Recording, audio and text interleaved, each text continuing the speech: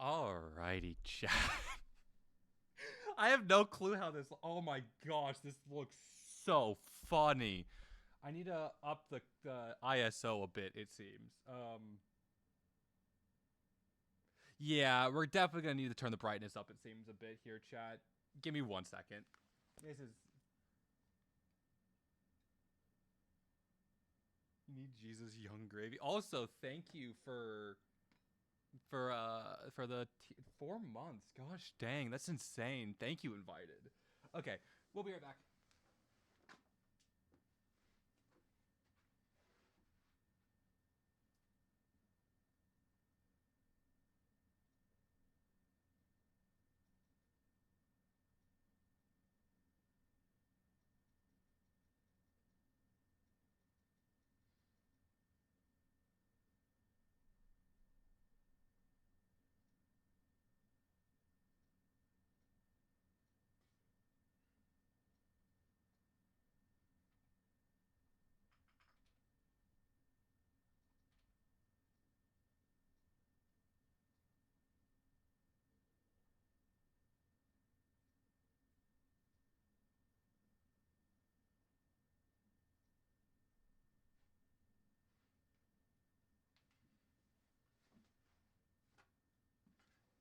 The song request feature's turned off for story time. So you did it correctly. It's just the fact that it's turned off. Are we better? Can you see me now? Yes, yes you can. Neato. Let me put on my headphones again. Let's drape them around the mic. Let's go that way.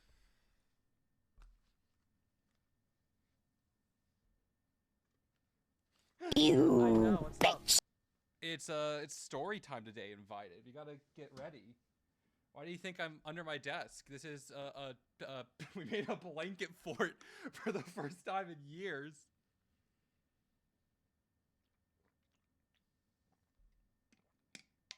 You can't even see the glasses at this rate.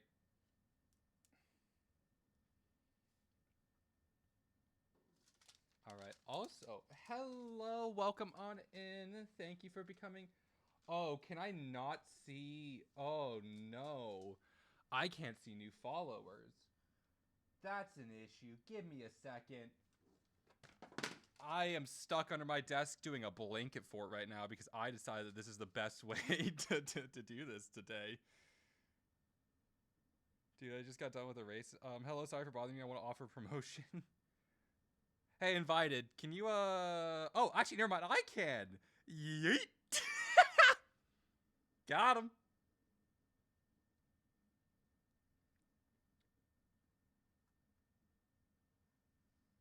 Yeah, see, there we go. That's an easy way to fix that, chat. You know what? If that was the person who followed, I'm kind of glad I couldn't see it. Get fucked, Lamau.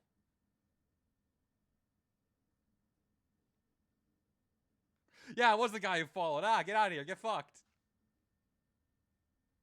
Also, did your sim racing stuff come in on Monday, invited? I know that's what you were waiting for. Dude, I just got some races and my arms are so weak from fighting the car. Ooh, valid. Also, ta-da! We have your name. It'll be put up on the wall. But for now, we're under the blanket fort. We're hiding.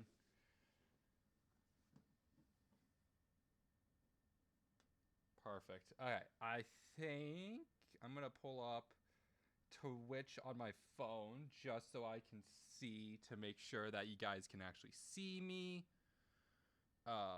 Perfect. Make sure you guys can actually see proper.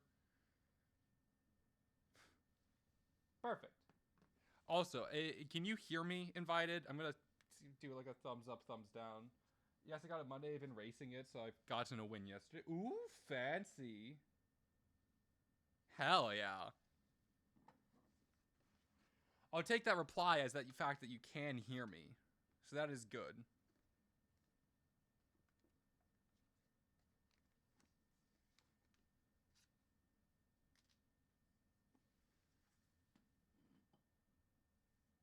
There we go, chat.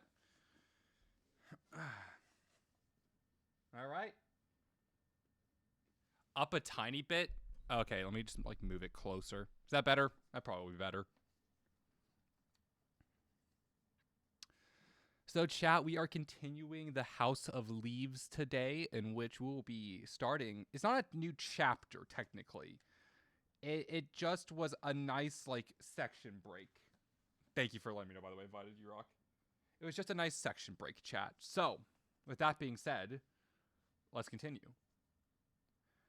As tape and film revealed, in the month following the expansion of the walls bracketing the bookshelves, Billy Reston made several trips to the house, where despite all efforts to the contrary, he continued to confirm the confounding impossibility of an interior dimension greater than an exterior one. Navidson skillfully captures Reston's mental frustration by focusing on physical impediments his friend must face within the house, not designed with the disabled in mind. Since the area in question is in the master bedroom, Reston must make his way upstairs each time he wishes to inspect the area. On the first visit, Tom volunteers to try and carry him. That won't be necessary, Reston grunts, effortlessly swinging out of his chair and dragging himself up the second story using only his arms. You've got a pair of guns, don't you, partner? The engineer is only slightly winded. Too bad you forgot your chair, Tom added dryly. Reston looks up in disbelief, a little surprised, maybe even a little shocked, and burst out laughing. Well, fuck you. In the end, Navidson is the one who hauls up the wheelchair. Still, no matter how many times Reston wheels from the children's bedroom to the master bedroom, or how carefully he examines the strange closet space, the bookshelves, or the various tools Tom and Will have been measuring the house with, he can provide no reasonable explanation for what he keeps referring to as a goddamn spatial rape. And we're switching over to Johnny. Yesterday, I managed to get Mosfear Harris on the phone. She's a UC Irvine PhD candidate in Comp Lit who apparently always objected to the large chunks of narrative Zampano kept asking her to write down. I told him all of those passages were inappropriate for a critical work, and if he were in my class, I'd mark him down for it. But he'd just chuckle and continue. It bothered me a little bit, but the guy wasn't my student, and he was blind and old, so why should I care? Still, I didn't care, so I'd always protest. Still, I did care, so I'd always protest when he asked me to write down a new bit of narrative. Why won't you listen to me? I demanded one time. You're writing like a freshman. And he replied, and I remember very distinctly, we always look for doctors, but sometimes we're lucky to find a frosh. And then chuckled again and pressed on. Not a bad way to respond to this whole fucking book, if you ask me. By June, as the date on the high indicates, the problem still remains unsolved. However, Tom realizes he cannot afford to stay longer and asks Reston to give him a little lift up to Charlottesville, where he can catch a ride up to Dulles. It's a bright summer morning when we watch Tom emerge from the house. He gives Karen a quick goodbye and then kneels down and to present Chad and Daisy with a set of neon yellow dart guns. Oh gosh. Remember, kids, he tells them sternly, don't shoot each other. Aim at the fragile and expensive stuff. Damn. Navidson gives his brother a lasting hug. I'll miss you, man. I've got a phone, Tom grins. It even rings, Navidson adds without missing a bit. While there is no question the tone of the exchange is jocular and perhaps even slightly combative, what matters most here is the unspoken. The way Tom's cheeks burn with a sudden flush of color, or the way Navidson tries to quickly wipe something from his eyes. Certainly the long, lingering shot of Tom as he tosses his duffel bag in the back of Reston's van, waving the camera goodbye, reveals to us how much affection Navidson feels for his brother. Strangely enough, following Tom's departure, communication between Navidson and Karen begins to radically deteriorate. An unusual quiet descends on the house. Karen refuses to speak about the anomaly. She brews coffee, calls her mother in New York, brews more coffee, and keeps track of the real estate market and the classifieds. Frustrated by her unwillingness to discuss the implications of their strange living quarters, Navidson retreats to the downstairs study. Reviewing photographs, tapes, and, as a few stills reveal, compiling a list of possible experts, government agencies, newspapers, periodicals, and television shows they might want to approach. At least he and Karen agree on one thing. They want the children to stay out of the house. Unfortunately, since neither Chad nor Daisy has had a real opportunity to make new friends in Virginia, they keep to themselves, romping around. Oh, new friends in Virginia. They keep to themselves, romping around in the backyard, shouting, screaming, stinging each other with darts until they eventually drift farther and farther out into the neighborhood for increasingly longer spates of time. Neither Karen nor Novidzin seems to notice. The alienation of their children finally becomes apparent to both of them one evening in the middle of July. Karen is upstairs sitting on a bed playing a deck of tarot cards. Novidzin is downstairs in his study examining several slides returned from the lab. News of Oliver North's annulled conviction plays on the TV in the background. We can hear Chad and Daisy squealing about something, their voices pealing through the house, the strained music of their play threatening at any instant to turn into a brawl. With superb cross-cutting, Novidzin depicts how both he and Karen react to the next moment. Karen has drawn another card from the deck, but instead of adding it to the cross slowly forming before her, crossed legs, the occult image hangs unseen in the air, frozen between her two fingers. Karen's eyes already diverted, concentrating on the sound, a new sound, almost out of reach, but reaching her just the same. Novidzin is much closer. His children's cries immediately tell him the way that they are out of bounds. Karen has just started to head downstairs, calling out for Chad and Daisy, her agitation and panic increasing with every step when Novidzin bolts out of the study and races for the living room. The terrifying implication of their children's shouts is now impossible to miss. No room in the house exceeds a length of 25 feet, let alone about 50 feet, let alone 56.5 feet. Yet Chad and Daisy's voices are echoing, each call responding with an entirely separate answer. In the living room, Novidzin discovers the echoes emanating from a dark, doorless hallway, which has appeared out of nowhere on the west wall. Without hesitating, Novidzin plunges in after them. Unfortunately, the living room high eight cannot follow him, nor for that matter can Karen. She freezes at the threshold, unable to push herself into the darkness towards the faint flicker of light within. Unfortunately, she does not have to wait too long. Novidzin soon reappears with Chad and Daisy in each arm, both of them still clutching the homemade candle, their faces lit like sprites on a winter's eve. This is the first sign of Karen's chronic disability. Up until now, there has never been the slightest indication that she suffers from crippling claustrophobia. By the time Novidzin and the two children are safe and sound in the living room, Karen is drenched in sweat. She hugs and holds them as if they just narrowly avoided some terrible fate, even though neither Chad and Daisy seems particularly disturbed by their little adventure. In fact, they want to go back again. Perhaps because of Karen's evident distress, Novidzin agrees to at least temporarily make this new addition to the house off limits. Scooch down a bit, chat.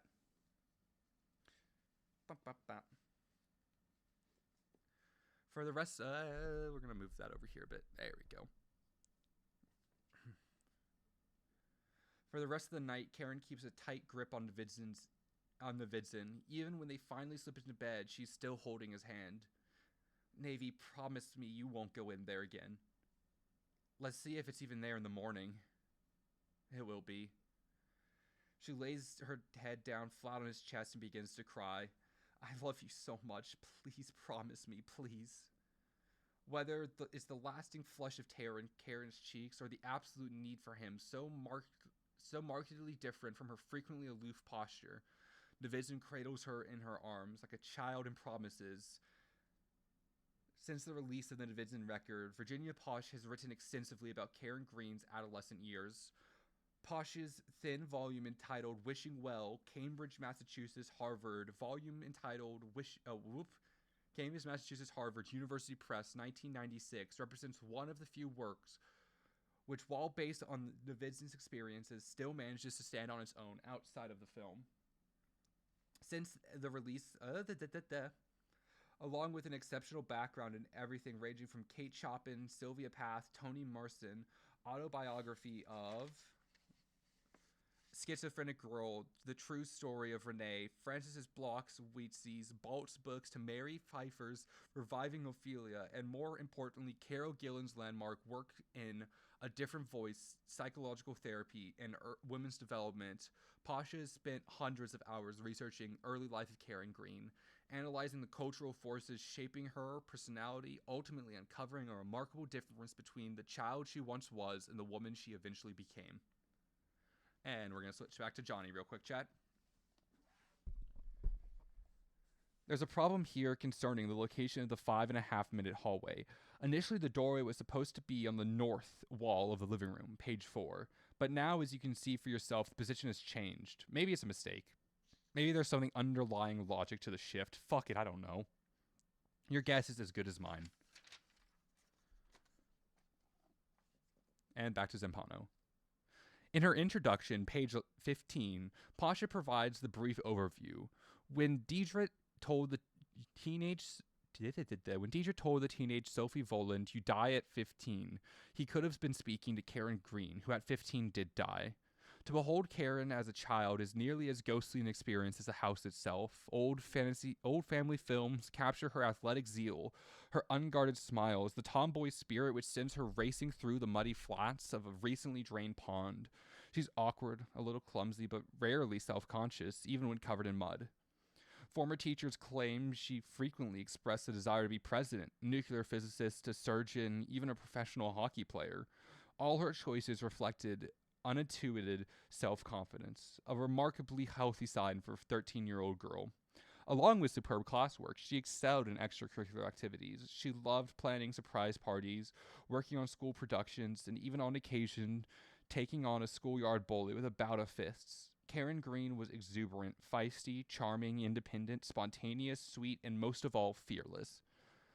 By the time she's turned 15, all of that was gone. She hardly spoke in class. She refused to function in any sort of school event, and rather than discuss her feelings, she deferred the world with a hard and perfectly practiced smile. Apparently, if her sister is to be believed, Karen spent every night of her 14th year composing the smile in front of a blue plastic handheld mirror. Tragically, her creation proved flawless, and though her near epiphany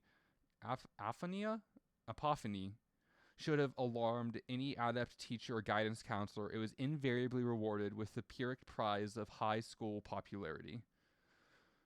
Though Pasha goes on to continue to discuss the cultural aspects and consequences of beauty, these details in particular are most disturbing, especially in light of the fact that how little history of theirs appears in the film.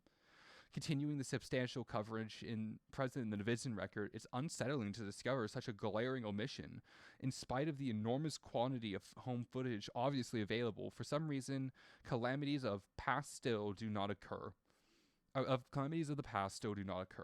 Clearly, Karen's personal life, to say nothing of his own life, caused Navidson too much anxiety to portray, either one practically well in his film, rather than delve into the pathology of Karen's claustrophobia. Navidson chooses instead to focus strictly on the house. Of course, by the following morning, Karen has already molded her depression into a familiar pose of indifference. She does not seem to care when they discover the hallway has not vanished. She keeps her arms folded, no longer clinging to Navidson's hand or stroking her children.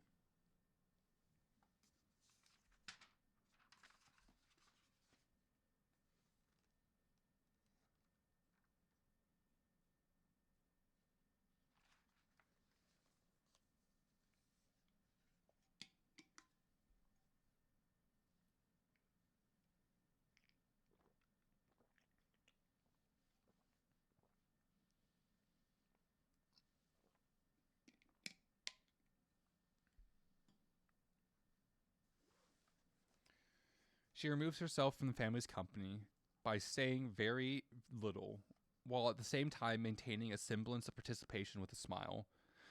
Virginia Posh is right. Karen's smile is tragic because, in spite of its meaning, it succeeds in remaining so utterly beautiful. The 5.5 minute hallway in the Navidson record differs slightly from the bootleg copy which appeared in the 1990s. For a selection of shots has made the coverage of the sequence much more impossible to see in the VHS copy because there is hold up, I believe I just completely skipped. For the selection of shots has made the coverage of the sequence much more thorough and fluid. For another, the hallway has shrunk. This was impossible to see in the VHS copy because there is no point of comparison.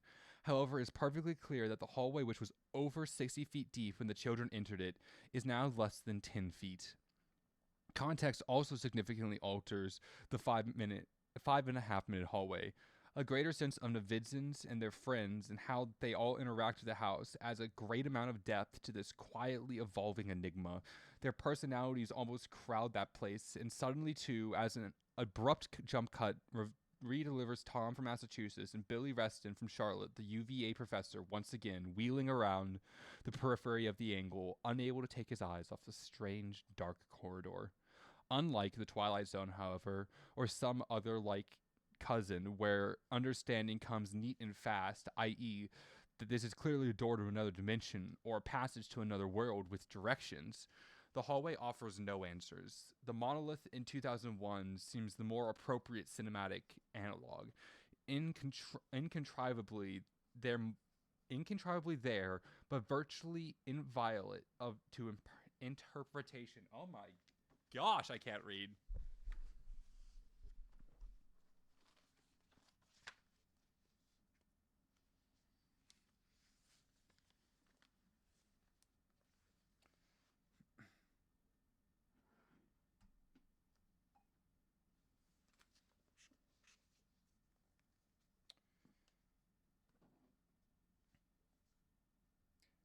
I am trying to decide the best angle for this shot. I don't know if you can hear me from this angle. Is that like a yes or a no?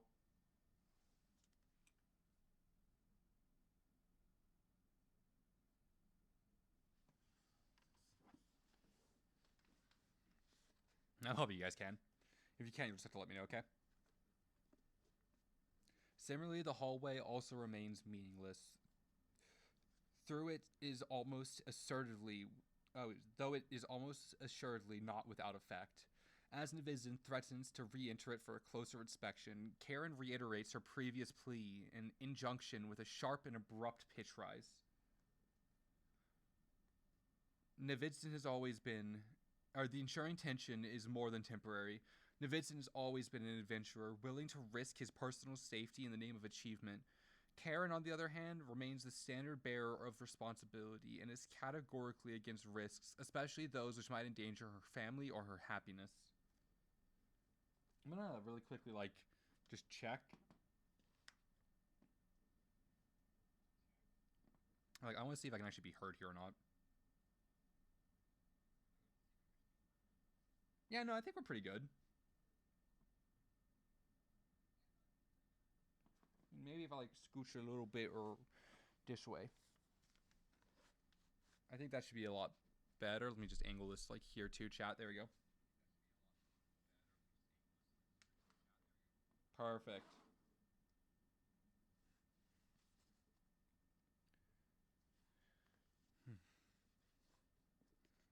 Tom also shies from danger, preferring to turn over a problem to someone else, ideally a police officer, fireman, or paid state official. Without sound or movement, but by presence alone, the hallway creates a serious rift in the Davidson household. Basing Nadok suggests that the hallway exudes a conflict creating force. It's those oily walls radiating badness which maneuver Karen and Will into this nonsensical fight. Nadok's argument reveals a rather tedious mind. She feels a need to invent something non existent, dark force, to account for all of the ill will, instead of recognizing the dangerous influence of the unknown the dangerous influence that the unknown naturally has on everyone. A couple of weeks pass. Karen privately puzzles over the experience but says very little. The only indication that the hallway has in some way intruded her thoughts is her newfound interest in feng shui. In the film, we can make out a number of books lying around the house, including The Elements of Feng Shui by Kwok Man Ho and Joan O'Brien, Elemental Book Shaftesbury 1991, Feng Shui Handbook, A Practical Guide to Chinese Geomancy and Environmental Harmony by Derek Walters, Aquarium Press 1991, Interior Design with Feng Shui by Sarah Rochbach, Ryder, London 1987, and the I Ching or Book of Changes. I'm probably butchering the pronunciation of that.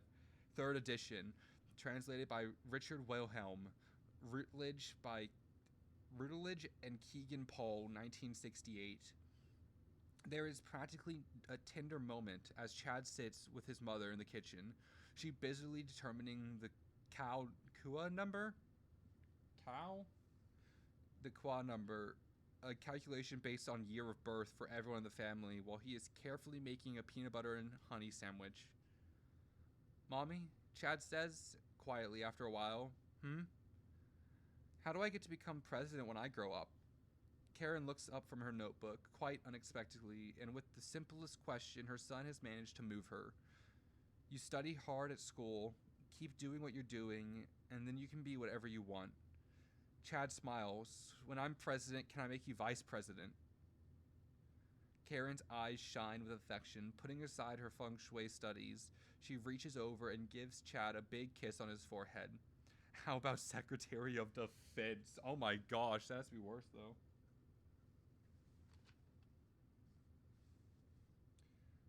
During all of this, Tom earns his keep by installing a door to close off the hallway. First, he mounts a wooden frame using some tools he bought from Lowell and a few more he rented from the local hardware store. Then he hangs a single door frame with a 24 gauge, hot dipped, galvanized steel skins and an acoustical performance rating code at ASTM E413-70T-STC28. That is detail. Last but not least, he puts in 4 Schlage deadbolts and color codes 4 separate keys: red, yellow, green, and blue. For a while, Daisy keeps him company, though it remains hard to determine whether she is more transfixed by Tom or the hallway. At one point, she walks up to the threshold and lets out a little yelp, but the cry just flattens and dies in the narrow corridor. Tom seems noticeably relieved when he finally shuts the door and turns over the 4 locks. Unfortunately, as he twists the key, the accompanying sound contains a familiar ring. He grips the red key. Oh, wait. Chat, they've misspelled key here. I'm assuming that's on purpose. He grips the red Kai and tries it again. Or I'm just dyslexic. No, it's misspelled. As the deadbolt glances at the strike plate, the resulting click creates an unexpected and very unwelcome echo. Slowly, Tom unlocks the door and peers inside.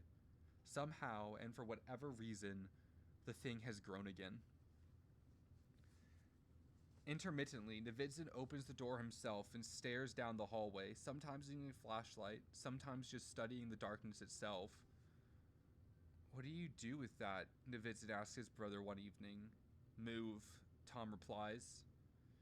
Sadly, even with the unnatural darkness now locked behind a steel door, Karen and Novitzin still continue to say very little to each other, their own feelings seemingly as impossible for them to address as the meaning of the hallway itself.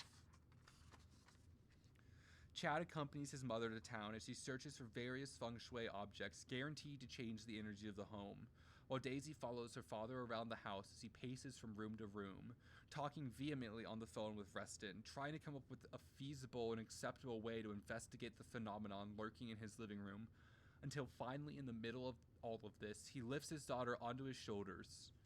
Unfortunately, as soon as Karen returns, the Division sets Daisy down on the floor and retreats to the study to continue his discussions alone.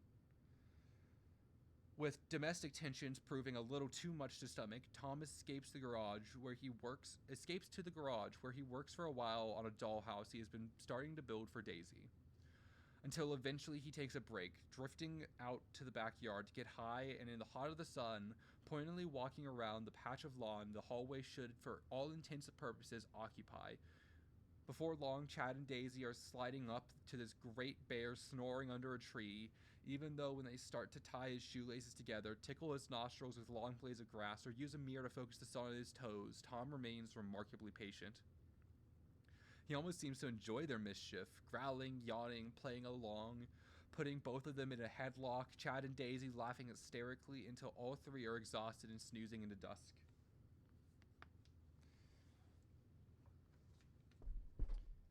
With domestic tensions proving a little too much to stomach, the escapes to the garage where... I just read that line, sorry. Considering the complexity of Karen and Novidzin's relationship, it's fortunate our understanding of their problems is not left entirely up to interpretation.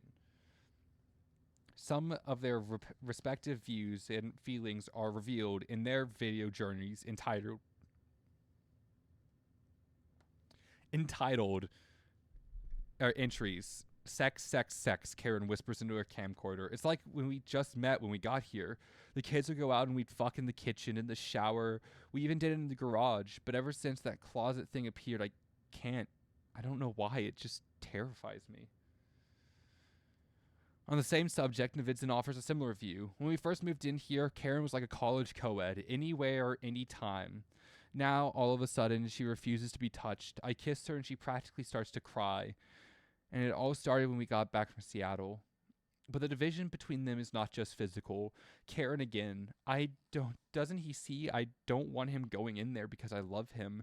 You don't need to be a genius to realize there's something really bad about that place, Navy. Don't you see that? Navidson. The only thing I want to do is go in there, but she's adamant that I don't, and I love her so I won't. But well, it's just killing me. Maybe because I know this is all about her, her fears, her anxiety. She hasn't even given a thought to what I care about.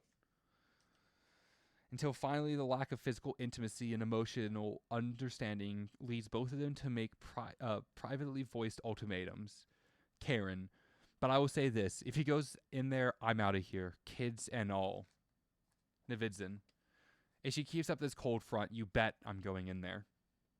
I do not want to punch the lamp, chat.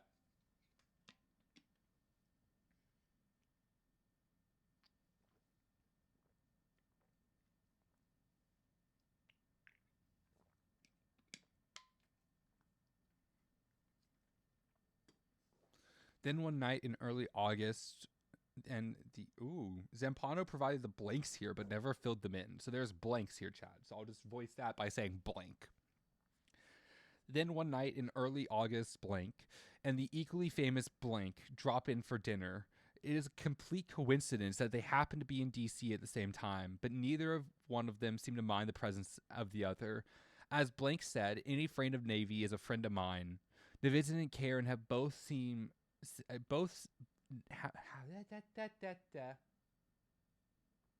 Oh, it's ad time, chat? I'm gonna go grab snacks, chat, since it's ad time, okay? I'll be right back. I'll leave y'all down here with some music, okay? Let me put the music back on, chat.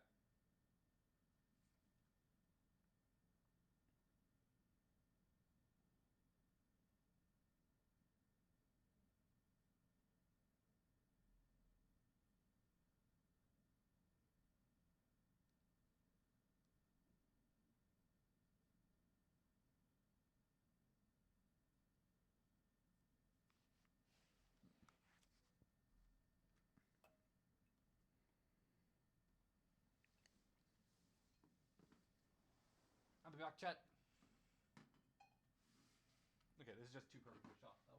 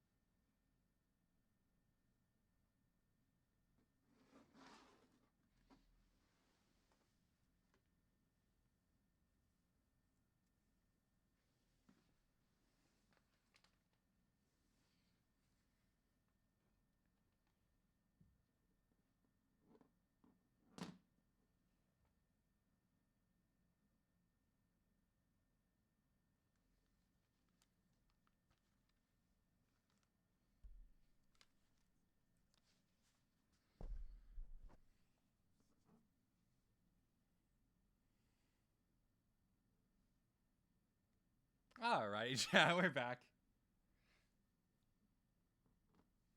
We brought biscuits, Chad. Look at that, we have biscuits. I'm gonna eat a biscuit real quick, chat. How's everyone doing, though? I don't know if there's actually anyone here listening or not. I don't know if you guys can even hear me, but we eat biscuit now.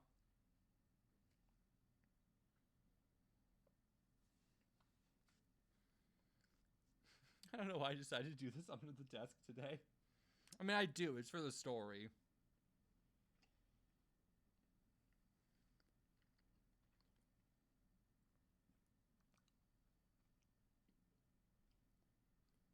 I love honey butter biscuits, though. Mm. They're just so good.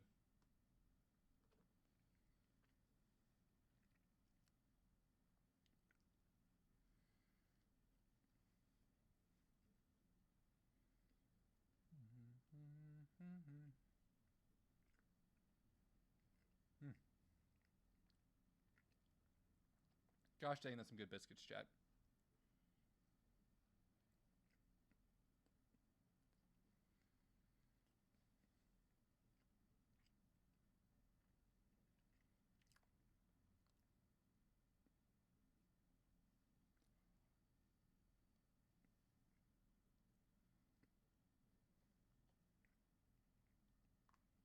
Mm.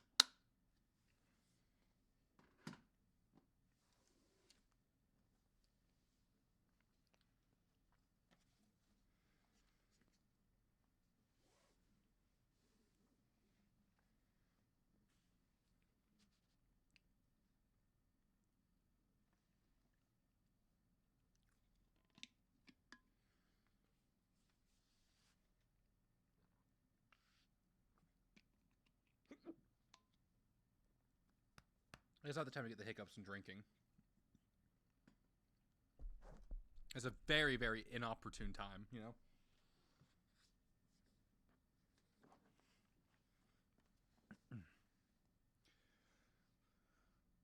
Clearly, and Karen and Vincent relish the chance to reminisce a little about some good old times when things seemed a lot less complicated.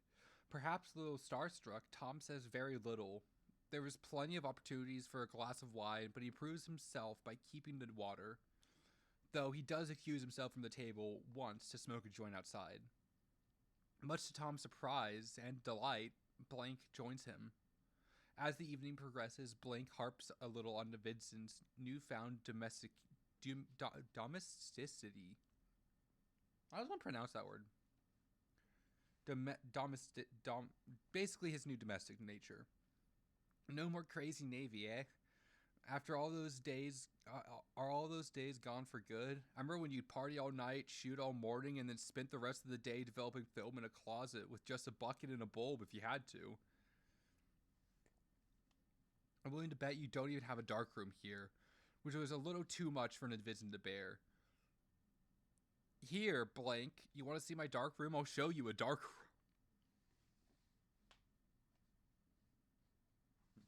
Hey, chat, do you want to see my dark room? I'll show you a dark room.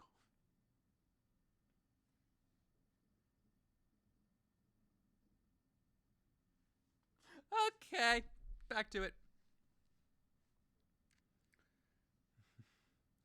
Don't you dare, Navy, Karen immediately cries. Come on, Karen, they're our friends, Vincent says, leading the two celebrities into the living room, where he instructs them to look out the window so they can see for themselves his ordinary backyard.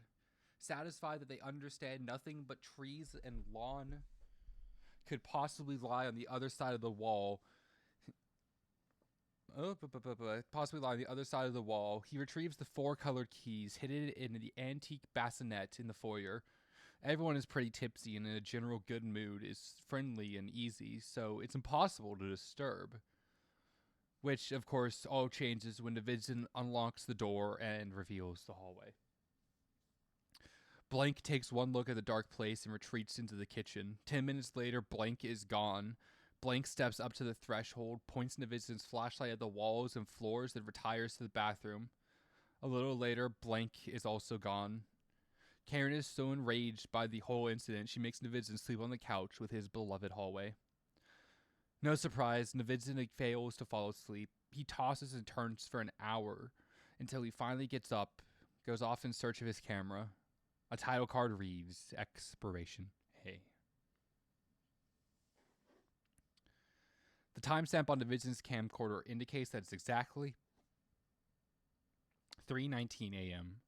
Call me impetus or just a little curious, we hear him mutter as he shoves his store feet into a pair of boots, but a little look around isn't going to hurt.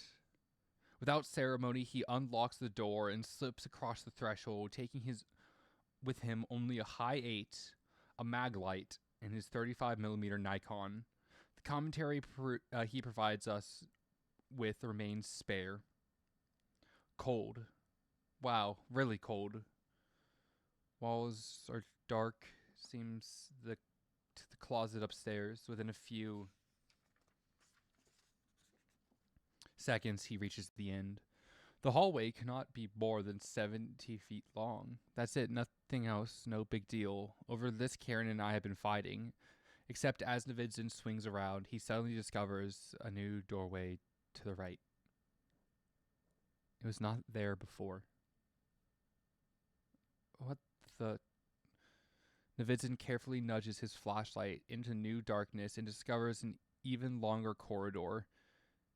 This one's easily, I'd say, 100 feet?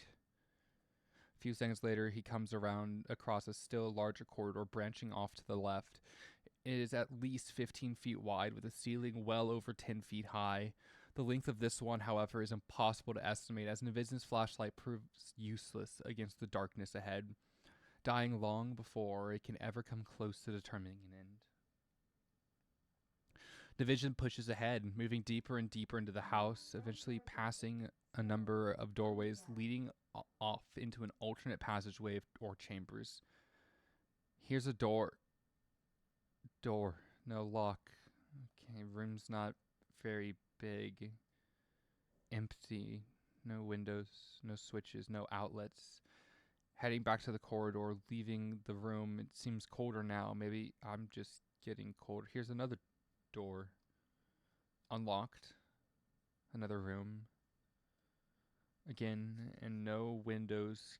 Continuing on. Flashlight and camera skitter across ceiling and floor in a loose harmony, stabbing into small rooms, alcoves, or spaces reminiscent of closets, though no shirts hang there. Still, no matter how far Navision proceeds... down this particular passageway, his light never comes close to touching the punctuation point promised by the converging perspective lines, sliding on and on and on, spawning one space after another, a constant stream of corners and walls, all of them unreadable and perfectly smooth. Finally, Navidson stops in front of an entrance much larger than the rest. It arcs high above his head, yawns into the undisturbed blackness. His flashlight finds the floor, but no walls, and, for the first time, no ceiling. Only now do we begin to see how big Navidson's house really is. Something should be said here about Navidson's hand. Out of all the footage he personally shoots, there rarely exists a shake, tremble, jerk, or even a choice of poor framing. His camera, no matter the circumstances, manages to view the world, even this world, with remarkable steadiness, as well as highly refined aesthetic sensibility. Comparisons immediately make Navidson's strength apparent. Holloway Roberts' tape is virtually unwatchable, tilted out of frame, of focus, shakes, horrible lighting, and finally oblivion when faced with danger. Likewise, Karen and Tom's tapes reflect their inexperience and can only be considered for content. Only the images Navidson shoots captures the otherness inherent in that place. Undeniably, Novidzin's experience as a photojournalist gives an advantage over the rest when focusing on something as terrifying as it is threatening. But of course, there is no more work here than just courage to stand and focus. Of course, there is more work here than just courage to stand and focus. There's also the courage to face and shape the subject in an extremely original manner.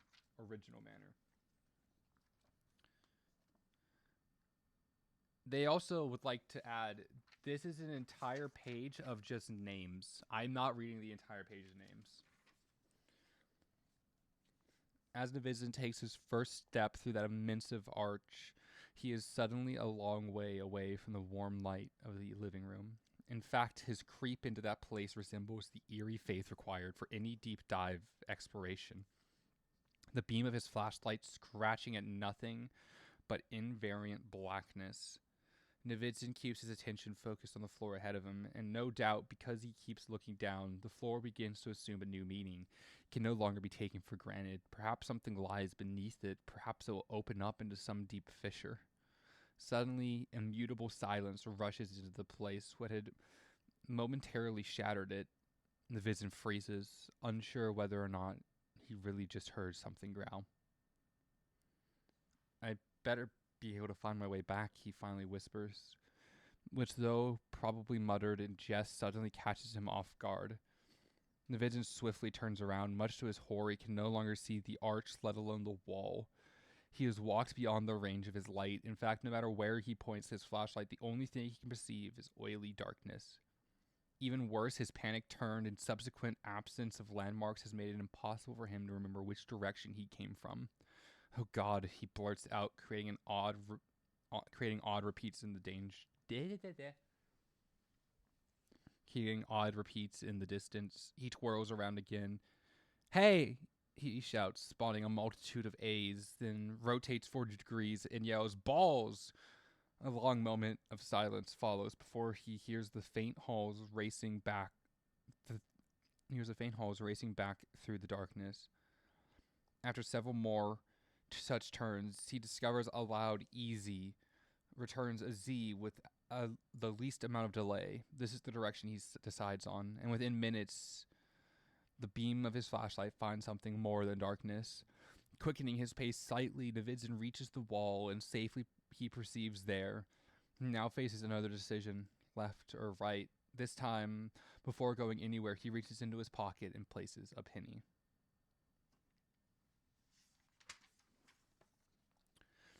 At his feet. Relying on this marker, he heads left for a while. When a minute passes and he's still failed to find the entrance, he returns to the penny. Now he moves off to the right and very quickly comes across a doorway. Only this one, as we can see, is much smaller and has a different shape than the one he originally came through. He decides to keep walking. When a minute passes and he still has not found the arch, he stops. Think, Navy, think, he whispers to himself, his voice edged slightly with fear. Again, that faint growl returns, rolling through the darkness like thunder. Novidzin quickly does an about-face and returns to the doorway, only now to discover that the penny he left behind, which should have been at least 100 feet earlier, lies directly before him. Even stranger, the doorway is no longer the doorway, but the arch he had been looking for all along. Unfortunately, as he steps through it, he immediately sees how drastically everything has changed. The corridor is now much narrower and ends very quickly at a T. He has no idea which way to go, and when a third growl ripples through that place, this time significantly louder, Novidzin starts to panic and runs. His spirit, however, lasts only a few seconds. He quickly realizes enough that it's useless, even dangerous course of action. Catching his breath, he's doing his best to calm down his frayed nerve. He finally comes up with a better plan. Karen, he finally shouts, a flurry of airs almost instantly swallowed in front of him. Tom, he tries, briefly catching hold of the arms as they two start to vanish. Though before doing so completely, Novidzin momentarily detects in the last a slightly higher pitch entwined in his own voice. He waits for a moment and, not hearing anything else, shouts again, I'm here, giving rise to tripping in ears reverberating and fading until in the next to last instant a sharp cry comes back to him, a child's cry, calling out for him, drawing him into the night. By shouting, "I'm here," and following the Addies signing off the walls, Novitzin slowly begins to make his way through an incredibly complex and frequently disorienting series of turns. Eventually, after backtracking several times and making numerous wrong choices, occasionally descending into the disturbing territories of silence, the voice begins to grow noticeably louder until Novidzin slips around a corner, certain he has found his way out. Instead, though, he encounters only more darkness, and this time, greater quiet. His breath quickens. He is uncertain of which way to go. Obviously, he is afraid, and then quite abruptly he steps to the right through a low passageway and discovers a corridor terminating in warm yellow lamplight, with a tiny silhouette standing in the doorway, tugging her daddy home with a cry. Emerging into the safety of his living room, Davidson immediately scoops Daisy up in his arms and gives her a big hug. "I had a nightmare," she said with a very serious nod. Similar to the Khumbu icefall at the base of Mount Everest, where blue seracs and chasms change unexpectedly throughout the day and night, Novidzin is the first one to discover how that place also seems to constantly change. Unlike icefall, however, not even a single hairline fracture appears in this wall.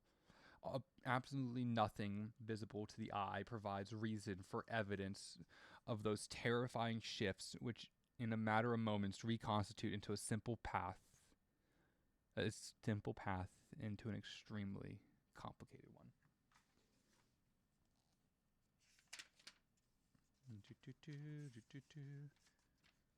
And we are back to Johnny here. Nothing visible to the eye provides a reason, a fitting phrase for what's happened, and to think my day actually started off pretty well. I woke up having had an almost wet dream about Thumper. She was doing this crazy Margitha Gertrude Zell dance, veil after colored veil thrown aside, though oddly enough never landing, rather flying around her as if she were in the middle of some kind of gentle twister. These sheer sheets of fabric continuing to encircle her, even as her body, her smooth skin, her mouth, her waist, yes, I get a glimpse of that too. And I'm moving towards her, moving past all of the interference, certain that with every step I take, I'll soon have her. After all, she's almost taken everything off. No, she has taken everything off. Her knees are spreading apart just for a few more veils to get past, and I'll be able to see her, not just bits and pieces of her. No,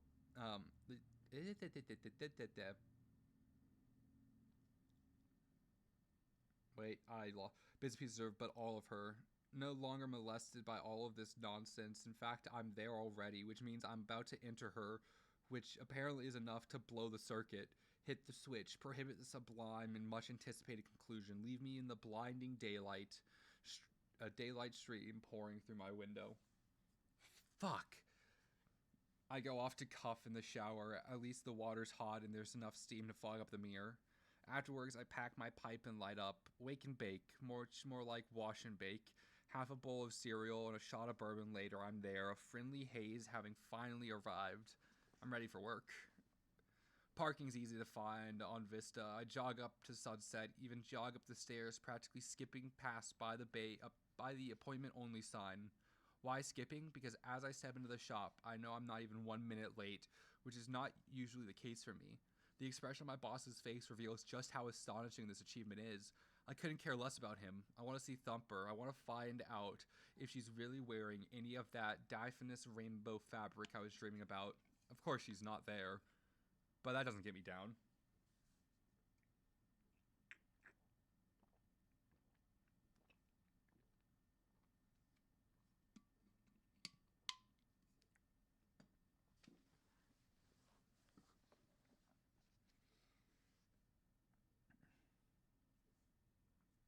Okay, I got from my place.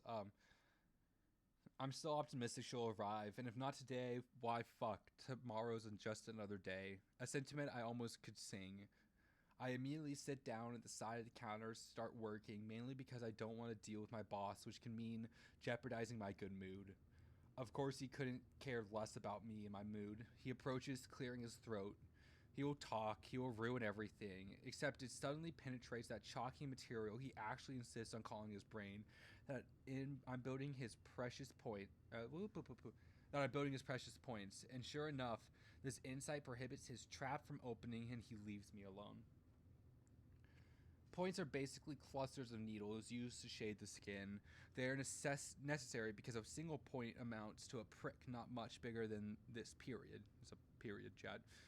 Okay, maybe a little bigger. Anyway, 5 needles go into what's called a 5, 7 into a 7, and so on, all soldered together towards the base. I actually enjoy making these. There's something pleasant about concentrating on the subtle details, the precision required, constantly checking and rechecking to assure yourself that yes, indeed, the sharps are level, in the correct arrangement, ready at last to be fixed in place with dots of hot solder. Then I recheck all my rechecking. The points must not be too close nor too far, no skewed in any way, and only then I'm satisfied, which I usually am, though take heed usually does not always mean always. Will I scrub the shafts and put them aside? Will I scrub the shafts and put them aside to be sterilized in the ultrasound or the autoclave? My boss may think I cannot draw worth shit, but he knows I build needles better than anyone. He calls me all the time my tardiness, my tendency to drift and moither, and of course the odds that I'll ever get to tattoo anything. Johnny, nothing you do, shaking his head. No one's gonna want to make permanent unless they are crazy. And let me tell you something, Johnny. Crazies never pay. But about my needle making, I've never heard him complain once. Anyways, a couple of hours whiz by. I'm finishing up a batch of 5s, my boss's cluster of choice, when he finally speaks, telling me to pull some bottles of black and purple ink and fill the few caps while I'm at it. Well, keep the stuff in the store. We keep the stuff in the storeroom in the back. It's a sizable place at big enough to fit the small work tables in it. You have to climb 8 pretty big. My goodness, sorry. You have to climb 8 pretty steep stairs to reach it. That's where we stock all the extras, and we have extras for almost everything, except light bulbs. For some reason, my boss hasn't picked up any extra light bulbs in a while. Today, of course, I flick the switch and flash blam. Okay, scratch the blam. The store bulb burns out. I recommence flicking.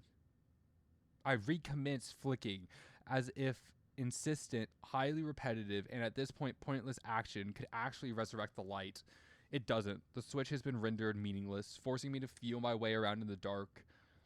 I keep the door open so I can see okay, but still it takes me a while to negotiate the shadows before I can locate the caps and the ink. By now, the sweet effects of my dream, to say nothing of the soft thrumming delivered care of alcohol and Oregon bud, have worn off, though I still continue to think about Thumper, slowly coming to grips with the fact that she won't be visiting today. This causes my spirits to drop substantially until I realize I have no way of knowing that for certain. After all, there's still half a day left. No, she's not coming. I know it. I can feel it in my gut. That's okay. Tomorrow's... Fuck that. I start filling caps with purple, concentrating on its texture, strange hue, imagining I can actually observe the rapid pulse of its bandwidth. These are stupid thoughts, as if to confirm my sentiment, darkness pushes in on me. Suddenly, the slash of light on my hands looks sharp enough to cut me, real sharp. Move and it will cut me. I do move, and guess what? I start to bleed. The laceration isn't deep, but important stuff has been struck, leaking out over the table, the floor, and lost. I don't have long, except I'm not bleeding, though I'm breathing hard, really hard. I don't need to touch my face to know that there are beads of sweat slipping from my forehead, flicking off my eyelids, streaming down the back of my neck, cold as hands on the dead. Something terrible is going on here, going extremely wrong. Get out, I think. I want to get out, but I can't move. Then, as if this were nothing but a grim prelude, shit really starts to happen. That awful taste again, sharp as a rust wrapping around my tongue. Worse. I'm no longer alone. Impossible, not impossible. This time it's human, maybe not. Extremely long fingers, sucking sound too, sucking on teeth already torn from the gums. I don't know how I know this, but it's already too late. I've seen the eyes. The eyes, they have no whites. I haven't seen this. The way they glisten red. Then it begins reaching for me, slowly unfolding itself out of its corner, mad meat, all of it. But I understand these eyes are filled with blood.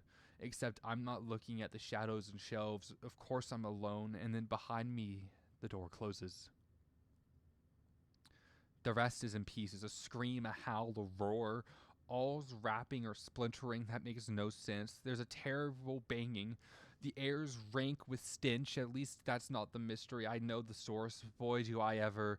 I shit myself. I pissed myself too. I can't believe it. Urine soaking into my pants. Fecal matter running down the back of my legs. I'm caught in it. I must run and hide from it, but I still can't move. In fact, the more I try to escape, the less I can breathe. The more I try to hold on, the less I can focus. Something's leaving me, parts of me. Everything's falling apart.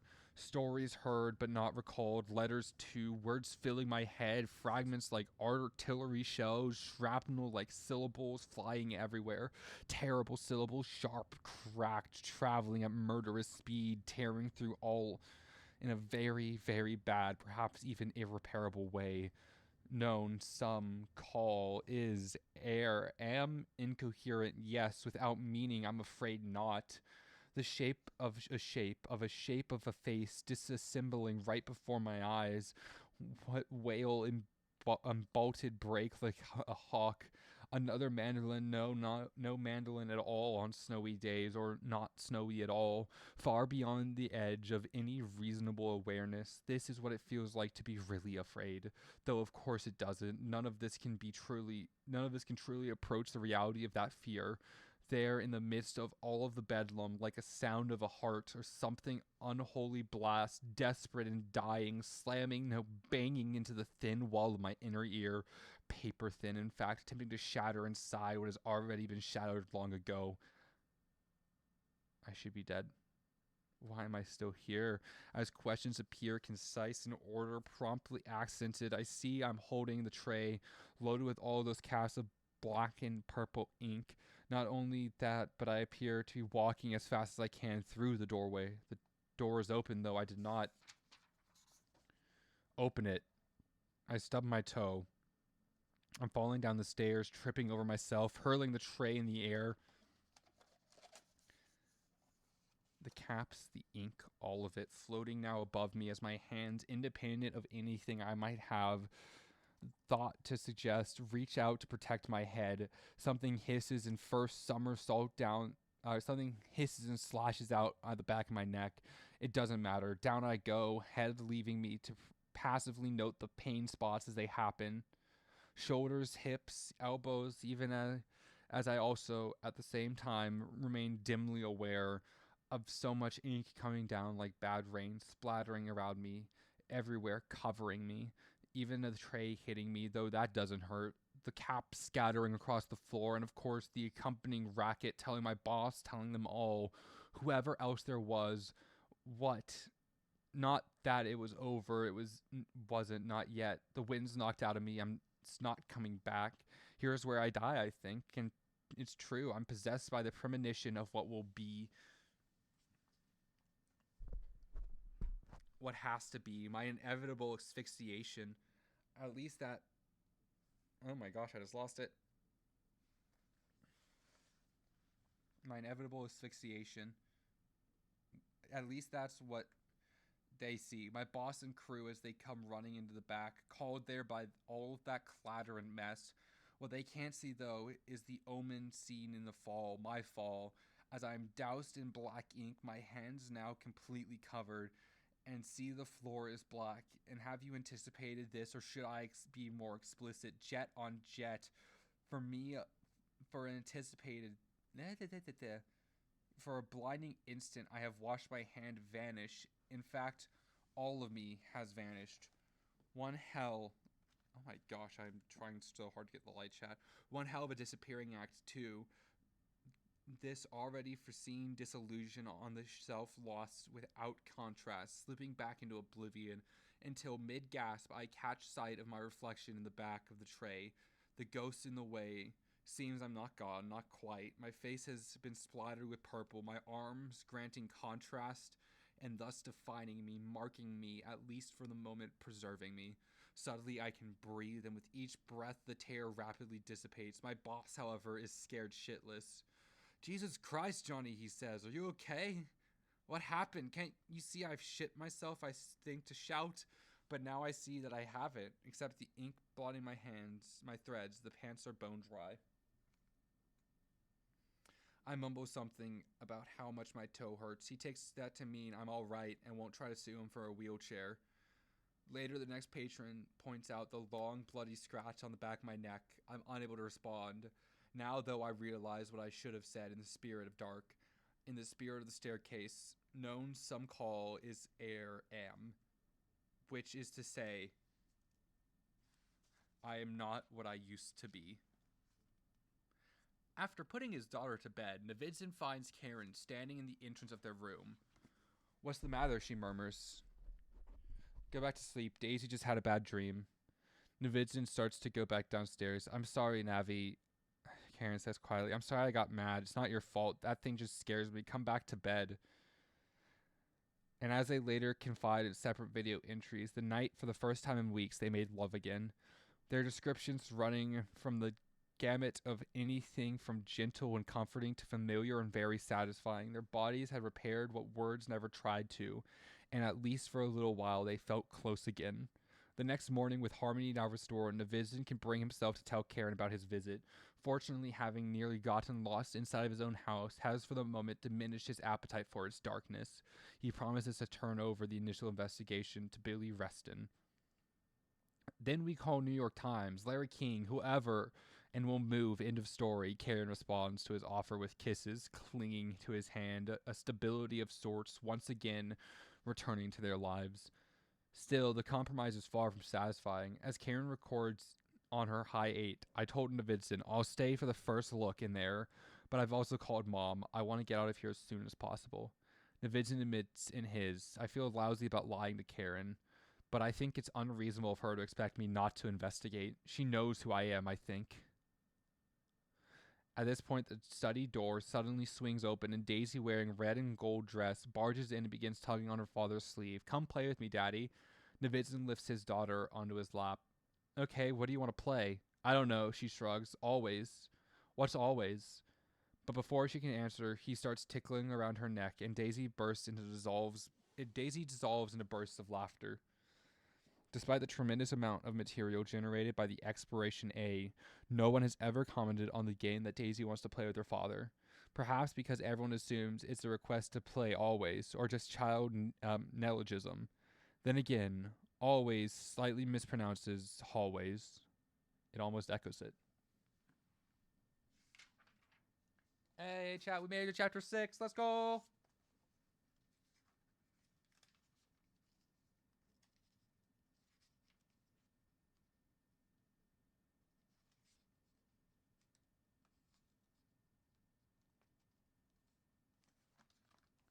Okay, chat, so here's what I'm going to do. We are going to call that good for today because my brain is being dyslexic as fuck. So, we're going to call the reading for today, but I'm probably going to set up some GTA 5 RP. So, I will be right back after I undo all of this stuff that I set up.